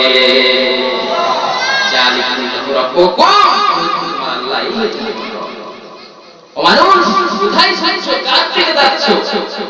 আল্লাহ রাব্বুল আলামিন বলেন, আফাগায়রা দীনিল্লাহি ইয়াবগুন ওয়ালাউ আসলামা মান ফিস সামাওয়াতি ওয়াল আরদি তাওয়ান ওয়া কারহা। তোমরা কি আল্লাহর দেওয়া জীবন বিধানকে বাদ দিয়ে, আল্লাহর দেওয়া আইন ও কানুনকে বাদ দিয়ে তোমরা কি অন্য কোন পৃথিবীর মানুষের তৈরি করা কোন মতবাদের দিকে ছুটছ নাকি? পৃথিবীর কোন মানুষের তৈরি করা মতবাদের দিকে, এই সময়ের দিকে তোমরা কি যাচ্ছ নাকি? অথচ আসমান এবং জমিনের ভিতরে যা কিছু আছে সব কিছু হলো আল্লাহর আইন মেনে চলতেছে। কোন সুবহানাল্লাহ। তোমরা কিসের দিকে যাচ্ছ? জাতীয়তাবাদ সে তো সংকীর্ণতা ছাড়া কিছুই নয়, পুঁজিবাদ সে তো অভিশাপ, ধর্মনিরপেক্ষ মতবাদ সে তো ধর্ম অন্ধতা, সমাজতন্ত্রবাদ সে তো একঘেয়েমিতা। এইভাবে পৃথিবীর যত ইসলাম আছে, যত তন্ত্র মন্ত্র আছে, যে সবই হলো সংকীর্ণ, একমাত্র পরিপূরক হচ্ছে, একমাত্র পরিপূর্ণ হচ্ছে, একমাত্র কমপ্লিট কোড হচ্ছে, একমাত্র কমপ্লিট হচ্ছে কোরআন, কমপ্লিট হচ্ছে ইসলাম, পরিপূর্ণ হচ্ছে ইসলাম। আর পৃথিবীতে যত নিজাম আছে সব কিছু হচ্ছে সংকীর্ণ। এই কারণে শান্তি পেতে হলে, সমৃদ্ধি পেতে হলে, উন্নতি পেতে হলে এই কোরআনের কাছে আসো, ইসলামের কাছে আসো, তাহলে তোমাদের দেশটি শান্তিময় দেশে পরিণত হয়ে যাবে। ঠিক কিনা বলে? ও যুবকেরা, তরুণেরা, কোন দিকে তোমরা ছুটতেছো? কার দিকে তোমরা যেতেছো? কোন মতবাদ তোমরা তালাশ করো? কোন ইসলাম তোমরা তালাশ করতেছো? ও যুবকেরা, তরুণেরা, তোমরা যাদের সাথে সঙ্গ দাও, যাদের সাথে মিশো, যাদের সাথে ঐক্যবদ্ধ হয়েছো, তারা কি জীবনে কোনোদিন তোমাদের মিটিমিশন অবস্থায় কোনোদিন কি বলেছে নাকি যে এখন আযান হয়ে গেছে মসজিদে, মুয়াজ্জিন বলতেছে হাইয়া আলাস সালাহ, কাম টু দ্য প্রেয়ার, হাইয়া আলাল ফালাহ, কাম টু দ্য সাকসেস, এসো নামাজের দিকে, এসো কল্যাণের দিকে। ও যুবক, এখন মিটিং রাখো, এখন আলাপ রাখো, এখন আলোচনা রাখো, এখন গল্প রাখো, যাও মসজিদে যাও, নামাজ পড়ে আসো, তারপর অন্য কাজ করবা। এরকম কি তোমাদের বন্ধু বান্ধবরা কোনোদিন বলেছে নাকি? তারা কি কোনোদিন বলেছে নাকি? ওই যুবক, খবরদার পিতামাতার সাথে দুশ্মনী করবে না, পিতামাতার সাথে খারাপ আচরণ করবে না, পিতামাতার সাথে কোনোদিন নাফরমানি করবে না। যদি পিতামাতা তোমার মতের বিরুদ্ধে কিছু বলে, খবরদার তাও তাদের সঙ্গে কিছু কোনো খারাপ আচরণ করবে না। কারণ তোমার মা তোমাকে কষ্টের পর কষ্ট সাধন করে পৃথিবীর মুখ দেখিয়েছে। তোমার মা তোমাকে 2 বছর দুধ পান করেছে, এরপরে তুমি যে কষ্ট করেছেন তার একটা তুমি আদায় করতে পারবা না, সইতে পারবা না। তোমার পিতার অবদানের কারণে পৃথিবীর মুখ তোমরা দেখতে পেরেছো। খবরদার ও যুবকেরা, তোমরা বাবা মার সাথে কোনোদিন নাফরমানি করবে না। এরকম তো বলেই না, আরো বরং বলে তোমরা তোমাদের নিজেদের মনে করে ঘুরবে, নিজেদের মতো করে আড্ডাবাজি দিবে, নিজেদের মতো করে চলবে, তোমরা তোমাদের ইচ্ছা মতো চলবে। যদি তোমার বাবা মা মেনে নিতে ভালো, তোমার যে মেয়ে পছন্দ হবে সেই মেয়ের পিছনে ঘুরবে, সেই মেয়েকে গার্লফ্রেন্ড বানাবে, সেই মেয়েকে বিবাহ করবে, রাত 12টা 1টা 2টার সময় বাসায় যাবে, পার্কে ঘুরবে, মাঝে রাস্তায় রাস্তায় ঘুরবে। বাবা মা মেনে নিতে ভালো, না নিলে ওই স্টাইলে বাচ্চা শেষ করে। ও যুবকেরা, তরুণেরা, তোমাদের কি কোনোদিন বলেছে নাকি তোমরা উস্তাদের সাথে খারাপ ব্যবহার করবে না? খবরদার শিক্ষকের সাথে তোমরা বেয়াদবি করবে না, আদব রক্ষা করে চলবে, তার সঙ্গে তাদের সাথে ভালো ব্যবহার করবে। খবরদার খবরদার, উস্তাদের উপরে ব্যথা দিলে, আঘাত দিলে তোমাদের সব কিছু শেষ হয়ে যাবে। শিক্ষা দীক্ষাতে অর্জন করেছো, সব মাঠ হয়ে যাবে, ভবিষ্যতে কোন অন্ধকারে দেখবে। এরকম কি কোনোদিন তারা বলেছে নাকি? আর বরং বলে প্রভাব পরিবর্তন বিদ্যালয় চলবে, ভার্সিটি চলবে, ইউনিভার্সিটি চলবে। যদি কোনো প্রকার কোন শিক্ষক পদের বিরুদ্ধে কিছু বলে তাকে জন্মের মতো ঠিক না। কারণ যুবকের তরুণেরা ওইদিকে যেও না, কোথায় যাচ্ছ? ইসলামের সাথে চলে আসো। এগুলো হে তরুণ, মুক্তি যাও কি? আল কোরআন তোমাকে হাত ছানি দিয়ে দিয়েছে। কোন সুবহানাল্লাহ। কিছু যুবকেরা ছুটছে এইদিকে, কিছু যুবকেরা আবার সিনেমার হল নিয়ে বসে আছে। এখন তো সিনেমার হলে যাওয়া যায় না, মোবাইলে বসে চলে। আমার কিছু মা বোনেরা, কিছু মা বোনেরা না, ম্যাক্সিমাম মা বোনের ভিতরে একটা মহামারী উদ্ধারণ করেছে এই ভারতীয় সিরিয়াল আর অশ্লীল সিনেমা। স্টার জলসা, স্টার প্লাস, জি বাংলা, মাঝিরি পাখিরা মুক্তপুর জন্মপুর কটকট কিরণ সব অবশ্য আপনাদের এলাকায় নাই, আমি আমার অঞ্চলের কথা বলতেছি। আছে আছে এখানে মা বোনেরা, সম্মানিত মা বোনেরা, এগুলো দেখে দেখে আপনার সংসার শেষ হয়ে যাচ্ছে, আপনার পরিবার শেষ হয়ে যাচ্ছে। কত মা বোন হয়ে এই সিরিয়াল দেখতে না পেরে শহীদ হলেন, শাহাদাত বরণ করলেন তাদের নিশান। পত্রিকায় প্রায় আজকে পাখি ট্রেলার না দেওয়ার জন্য, পাখি নাটক না দেখার জন্য, না দেখতে দেওয়ার জন্য আত্মহত্যা করছে। ও মা, আপনার অবস্থা কোথায় হবে বলে? আত্মহত্যা করা মহাপাপ, সেজন্য আত্মহত্যা করলেন। তুমি কি খেয়াল করেন না? এগুলো করা যাবে না। এই কারণে কোন সংসার জর্জরিত হয়ে যাচ্ছে। কত বাচ্চা মাইকে চলছে, পাখি নাটক দেখতেছে, আর বাচ্চারা ওদিকে পানি পাচ্ছে। এগুলো করবেন, এগুলো করেন না আমার বাবারা, আমার মায়েরা। ইসলামের সাথে মতো নিয়ামত আর নাই। ইসলাম দিয়ে পরিবারটা গঠন করে দেখবে যে পরিবারটা একটা জান্নাতের টুকরোয় পরিণত হয়ে যাবে, ঠিক কিনা বলে? আর কিছু যুবক হয়ে যাবে বর্তমানে ভণ্ড বাবাদের কাছে যায় আল্লাহ রাসূলকে পাওয়ার জন্য, ইসলামকে খোঁজার জন্য, ইসলামকে মানার জন্য, ঠিক কিনা বলে? আমার দেশে তো পীরের অভাব নেই, পীর বেশি না মুরিদ বেশি? মুরিদের কয় সালাফি আউলাবি জানাবি নাইকাবি জালসা কাদাসা কুদ্দাসা গেদুসা ঘোড়াসা বদনাসা হাজার বাবা কাজা বাবা গড়ি বাবা লাঠি বাবা ভাল বাবা লাইন বাবা। আরে কি করতেছে? আর খেয়ে দরবারে বসে একদম খেয়ে বুড়ি আকাশের সাথে ঠিক গেছে, মনে হয় ওদের আঙ্গুল সোয়া লাগলো বাসা এমন অবস্থা। আবার তারা সেখানে আবার মিছিল বানাইছে, গান বানাইছে, তাও শুনে তাও ইমাম শেষ হয়েছে। সেখানে তাই আল্লাহ রাসূল নাউজুবিল্লাহ কইবেন না? আজে নতুনিদের চাঁদ উঠেছে, আজে নতুনিদের চাঁদ উঠেছে, আজ রংসে রঙাই তোরা দেখবি কারা কইব দেরা আইলে ছোটে আমায়, আজ নতুনিদের চাঁদ উঠেছে। কেমন জানি মনে হয় মির্গির বাইরে, মির্গির আমাদের এই করে এই জিকির আল্লাহর নামে করব না, কার নামে করব, কার নাম স্মরণ করব? অথচ এই জিকির করে আল্লাহকে এরপর আবার আরেক দল আরেকটু আপডেট, তারা আবার দরবারে মাজার করে তারা আবার পানির ভিতরে আগুন জ্বলে, পানির ভিতরে আগুন জ্বলে, পানির ভিতরে আগুন জ্বলে, ঝড় তুফানে নেবে না, আমার বাবার মুরিদ হলে নামাজ রোজা লাগে না, আমার বাবার মুরিদ হলে নামাজ রোজা লাগে না, মোল্লা মুন্সি নামাজ পড়ে, মোল্লা মুন্সি নামাজ পড়ে, মারে তো বুঝে না, বাবার নামে হালকা দিলে সদর ঢাকুর লাগে না, বাবার নামে হালকা দিলে ওযু গোসল লাগে না, ওযু নেই, নামাজ নেই, সদর নেই। এরপর এক গুরু বাবার ল্যাংটি বাবার মাজারে যায়, ল্যাংটি বাবার যে বেটা ল্যাংটাতে কাছে তো শয়তানও যাবে না, শয়তান চিন্তা করবে আমার বাবার কাছে এসে লাভ কি, আমার তো মানব তো শয়তান, ওর কাছে আমি দূরত্ব বজায় রাখবো, বিরাকের গায়ে যেমন লেখা থাকে, কারণ ওর কাছে গেলে কখন কোন গজব আসবে আমিও শেষ হয়ে যাবো।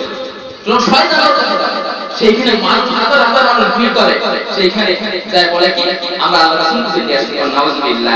আমি টিভি চ্যানেল 24 এ দেখেছি, এখানে তারা বলতেছে যে আমরা আল্লাহ রাসূলকে এখানে পেতে এসেছি, ল্যাংটে বাবার মাথায় দিয়ে বলছে আমার সাথে কানেকশন আছে। আবার তারা গাবো গানটা, আমার ল্যাংটি বাবা,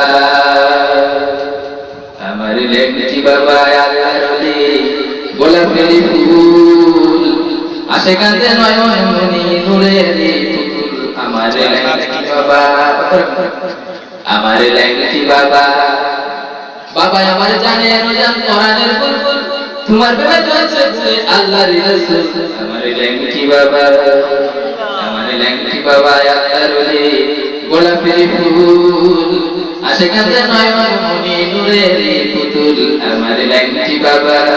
নাউজুবিল্লাহ কইলেন না?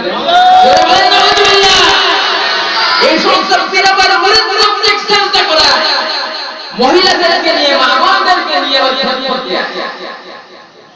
আমি চ্যানেল 24 এ দিতে দেখেছি একটা পর্বে যে মুরিদ মহিলারা হিসাবে শরীর মেসেজ করে দিতেছে, উরু মেসেজ করে দিতেছে, হাত পা ঠ্যাং মেসেজ করে দিতেছে, একটু জোরে কোন নাউজুবিল্লাহ।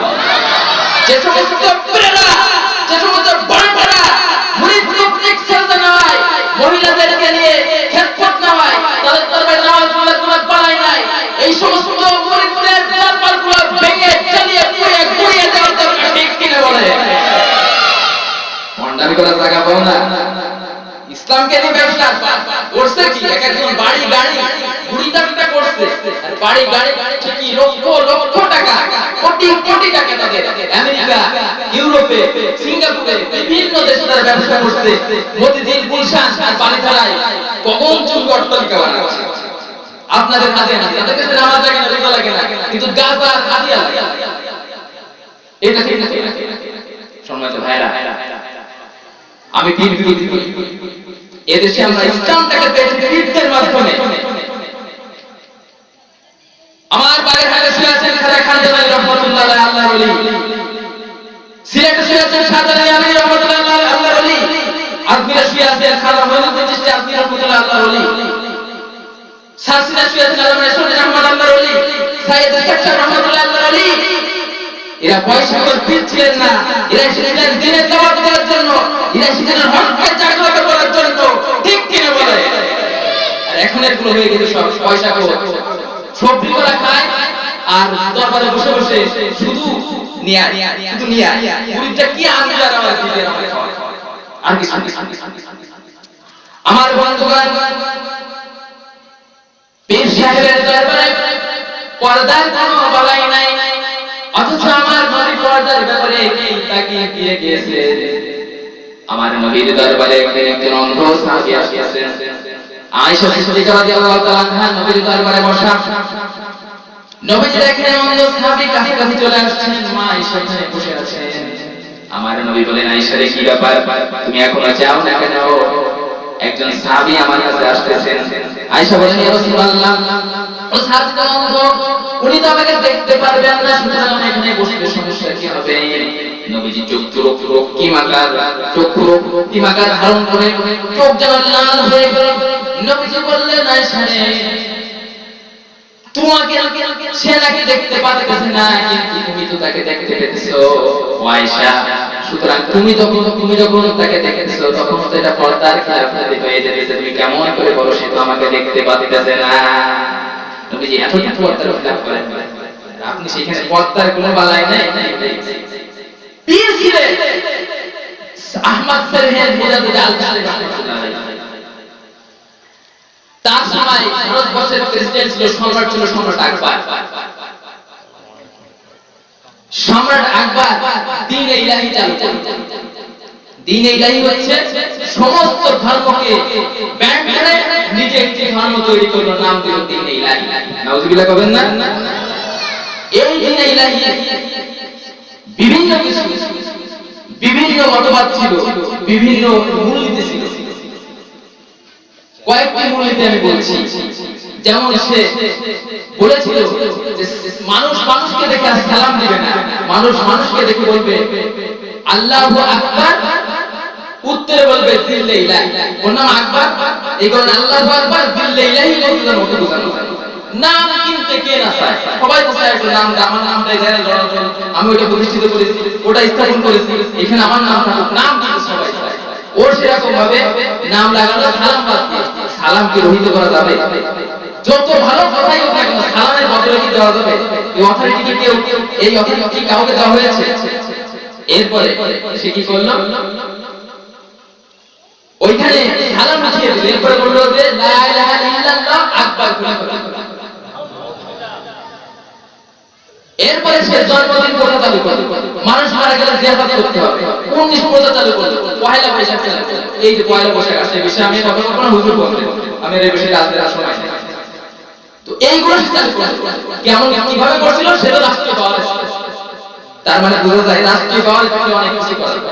ওর যদি রাষ্ট্রীয় ক্ষমতা আল্লাহ না থাকতো তাহলে পাবলিকের যুদ্ধ পিটা করতে না, যুদ্ধ পিটা করতে কিনা, রাষ্ট্রীয় ক্ষমতা ধারণ রাখলে অনেক কিছু করে। শোনেন তো এইটা চালু করার পরে এর সবাই তো চুপ করে থাকে, কিছু লোক তো চুপ করে আছে, বাবা সরকার এমনিতে কথা বলবে, সবাই তো চুপ করে থাকে। বুবা খেতে তো সবাই বলে তো আল্লাহ মুজাদ্দিদ ছিলেন আহমদ সাহেব মুজাদ্দিদ আল-কাশিফ, এর বিরুদ্ধে পত্র ছাড়ার পরে আন্দোলন যখন করলেন তখন তাকে ডাকা হয়। এটুকু বলে এইটা বিরোধিতা যখনই করি তখন দেখতেছে সম্রাট আকবর দেখতেছে যে আমার তো অবস্থা খারাপ, এমনি তো ধর্মের লোক নাই। আচ্ছা আরেকটা কথা থাকে, এই দ্বীন-ই ইলাহি কোন লোক কি এই পৃথিবীতে আছে? বর্তমান বিশ্বে কি আছে? একজন কথা বলে না, তাহলে বোঝা যাচ্ছে জোর করে ক্ষমতার বলে যদি কেউ কোনো কিছু চাপায় দেয় ওটার স্থায়িত্ব বেশি দিন থাকে না, ঠিক কিনা বলে? ওই যে কয়দিন বাকি থাকে ক্ষমতা থাকে ওই কয়দিন সম্মানিত হাজির। তখন এর বিরুদ্ধে যখন বলল মুজাদ্দিদ আল-জালালিকে ডাকে বলা হলো যে আপনি একটা মাস করবেন, আমি একটা মাস করব, আপনি একটা প্যান্ডেল করবেন, আমি একটা প্যান্ডেল করব। আপনার প্যান্ডেলে যার প্যান্ডেলের লোক বেশি হবে তার ধর্মই আমরা গ্রহণ করব। আমার প্যান্ডেলের লোক বেশি আপনি আমারটা করবেন, আপনার প্যান্ডেলের লোক বেশি হলে আমি আপনি। তার মানে লোক শয়তান বুঝতে পারছে যে আমি হলাম সরকার, আমার প্যান্ডেলে আসবে না, লোক যাবে কোথায়? কারণ মানুষ তো কিছু চান, যেখানে যেদিকে পড়ে বৃষ্টি সেদিকে ধরে, যেদিকে ক্ষমতা আছে ওইদিকে, যেদিকে গেলে কিছু পাওয়া যায়। আল্লাহর ওলি মুজাদ্দিদ আল-হাসানী রাহমাতুল্লাহ আলাইহি রাজি হয়ে গেলেন, প্যান্ডেল তৈরি করলেন, মঞ্চ তৈরি করলেন। এবারে সম্রাট আকবর মঞ্চ তৈরি করে বসে আছে রাজার মতো। এবারে মুজাদ্দিদ আল-হাসানী রাহমাতুল্লাহ আলাইহি তিনি তার সভাস্থলে প্রবেশ করলেন। হঠাৎ করে আল্লাহ রাব্বুল আলামিনের খেলা কে বুঝবে, মাহবুবের খেলা বোঝা বড় দায়। হঠাৎ করে এমন একটি বাতাস আসলো, ঝড় আসলো, ঝড় আসার সাথে সমস্ত প্যান্ডেলগুলো, সম্রাট আকবরের প্যান্ডেলগুলো রন্ড হয়ে গেল। একটি খুঁটি, একটি পিলার থেকে এসে সম্রাট আকবরের মাথার উপরে পড়ে সম্রাট আকবরের জীবনের দুনিয়া থেকে বিদায় হয়ে গেল। সুবহানাল্লাহ। যখন সম্রাট আকবর বিদায় হয়ে গেল, সম্রাট জাহাঙ্গীর ক্ষমতাতে অধিষ্ঠিত হলো। সম্রাট আকবরের ছেলে হচ্ছে সম্রাট জাহাঙ্গীর। সম্রাট জাহাঙ্গীর ক্ষমতাতে অধিষ্ঠিত হয়ে ক্ষমতার আসনে সমাহিত হয়ে বলতেছে যে আমার প্রথম কাজ হচ্ছে পাপ হত্যার বিচার। কি হত্যা? আসলে কিন্তু ওই যে বাপ মারা গেছে এজন্য কোনো দুঃখ না, কারণ বাপ মারা গেছে বিদায় তাড়াতাড়ি ক্ষমতা পেয়েছে, তাড়াতাড়ি কিন্তু ওই মানুষকে দেখাতে হবে। সম্রাট ওই মুজাদ্দিদ আল-হাসানী বিরোধিতা করতে হবে, কারণ মুজাদ্দিদ আল-হাসানীকে যদি রাখে সম্রাট আকবর চিন্তা করতেছে, সম্রাট জাহাঙ্গীর চিন্তা করতেছে আমার বাপ করছে আমিও না, সুতরাং তাকে আগে শেষ করতে হবে। আমার কথা বুঝতেছেন ভাই? তো এবার সে বলল বাপ হত্যার বিচার। বাপ হত্যার বিচার কেমন? বাপরে হত্যা কেউ করেছে? হত্যা তো এমনি হয়েছে, বাতাস এসে ঝড়ের কারণে খুঁটিটা মাথার উপরে পড়ছে, অমনি তিনি মারা গেছে। এখানে যদি বিচার কেন করতে হয় তাহলে করতে হবে আল্লাহ। নাউযুবিল্লাহ। আমি শেষ করে এখন তো যখনই